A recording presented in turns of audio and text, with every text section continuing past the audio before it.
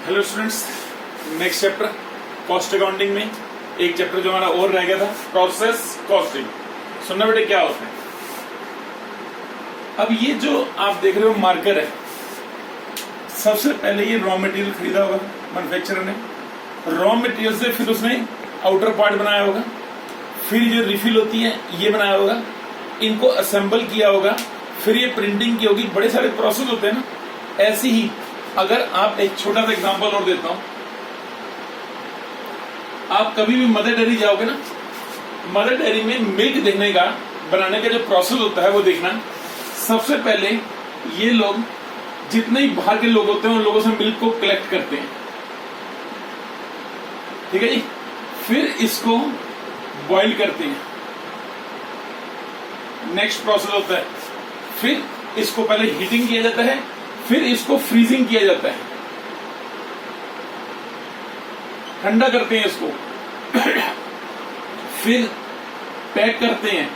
Pack करने के बाद उसके ऊपर जो प्रिंटिंग होती है पैकिंग की, वो होता है सारा कुछ। उसके बाद ये मार्केट में आता है। तो बेटे बड़े सारे प्रोसेस होते हैं किसी चीज को मैन्युफैक्चर करने के लिए। पहले मिल्क कलेक्ट करना, बॉईल करना, फ्रीजिंग करना, पैकिंग करना, फिर उसके ऊपर प्रिंटिंग करना, मार्केट में सेंड करना। तो हर प्रोसेस में उस चीज की कॉस्ट इंक्लूड हो जाती है। मान लो वो बाहर से जो मिल्क ले रहे हैं वो लेते हैं 30 रुपीज केजी। इसके अंदर बड़ी सारी मशीन लगी है, 5 रुपए कॉस्ट यहाँ पे आ रही है, 5 रुपीज की कॉस्ट इसमें आ रही है, 5 रुपीज की कॉस्ट पैकिंग में आ रही है, 5 रुपीज की प्रिंटिंग में जो रिटेलर है उसका होलसेलर का किराया जो गुड्स दे रहे हैं, 53 रुपीज की कॉस्ट उनको पड़ रही है। ये मार्केट में 55 रुपीज का मिल्क सेल करते हैं, 2 रुपए अपना प्रॉफिट कमा रहे हैं। तो हर एक प्रोसेस में अलग अलग जो कॉस्ट लगती है उनको ऐड करके हम लोग टोटल कॉस्ट निकालते हैं। That is called process costing. Example दे रहा हूं, प्रोसेस का पहले फॉर्मेट देख लो। प्रोसेस कॉस्टिंग में फॉर्मेट क्या होता है। मान लो इस पेन को बनाने के लिए, मार्कर को बनाने के लिए 2 प्रोसेस हैं। तो देखना जी, सबसे पहले प्रोसेस ए अकाउंट या फर्स्ट लिख लो। 2 प्रोसेस से होके जाता है ये, process A and process B. तो सेकंड लिख लो प्रोसेस बी अकाउंट, ठीक है। कोई डेबिट क्रेडिट साइड नहीं होती, लेफ्ट और राइट साइड, सिंपल सी बात है। सबसे पहले आपने प्रोसेस में जो जो इनपुट लगाए हैं, मटेरियल, ये होता है बेटे यूनिट का कॉलम, ये होता है रुपीस, ये होता है यूनिट, ये रुपीस, ठीक है। मटेरियल का जितना यूनिट आपने पहली बार इनपुट लगाया है, कोई भी लेबर का यूनिट तो होता नहीं, अमाउंट ही होता है। कोई भी एक्सपेंस,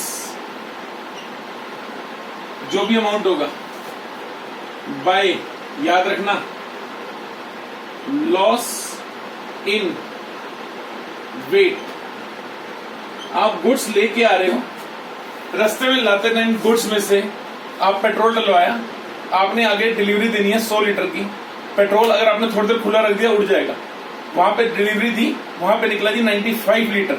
तो 5 लीटर कहां गया? क्या उसकी कॉस्ट कुछ निकाल सकते हो?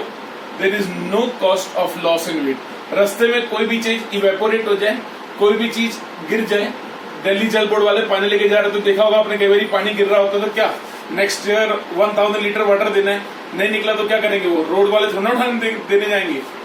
That is called loss in weight. इसकी यूनिट तो कम होती है, अमाउंट कभी कुछ नहीं होता। नेक्स्ट, कोई भी नॉर्मल वेस्टेज, उसका अमाउंट होता है, ये मैं आपको सिखाऊंगा कैसे है। कई बार क्वेश्चन में एबनॉर्मल वेस्टेज दी होती है, वो कैसे निकलती है ये भी सिखाऊंगा। कई बार क्वेश्चन में एबनॉर्मल गेन आता है, एबनॉर्मल गेन, जिसको हम लोग इफेक्टिव्स भी कहते हैं, एबनॉर्मल इफेक्टिव्स, ठीक है बेटे।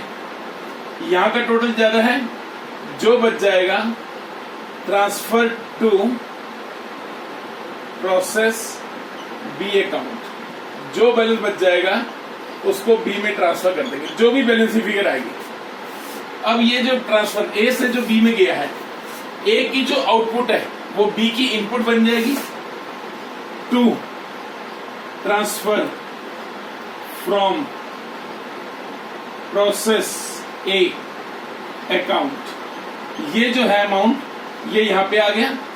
फिर आपने कोई मटेरियल लगाया है, मटेरियल, लेबर,